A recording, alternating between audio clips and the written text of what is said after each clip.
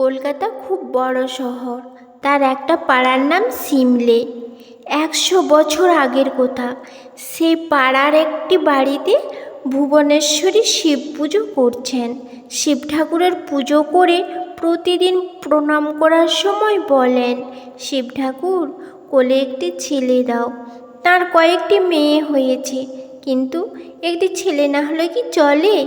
তাই ছেলের জন্য প্রতিদিন শিব পুজো করেন আর কাশীতে বীরেশ্বর শিবের কাছে প্রত্যহ পুজো দেবার জন্য একজন বৃদ্ধা আত্মীয়াকেও বলে রেখেছেন।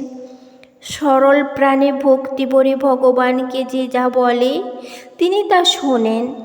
ভুবনেশ্বরীর কোথাও শুনলেন 1863 খ্রিস্টাব্দের 12ই জানুয়ারি খুব সকালে তাঁর একটি ছেলে হলো। সেই দিন পৌষ সংক্রান্তি। পাড়ার মেয়েরা গঙ্গা স্নান করতে বেরিয়েছিল। ভুবনেশ্বরীর বাড়িতে শাঁখ বাজছে শুনে সকলে ছেলে দেখতে ছুটে এলো।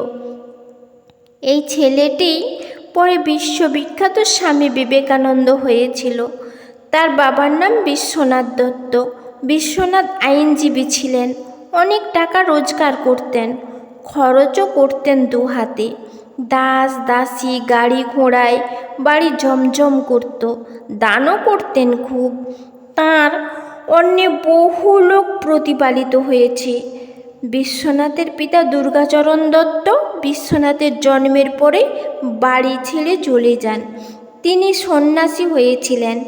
সেই যে চলে গেলেন, তারপর আর বাড়ি ফেরেননি।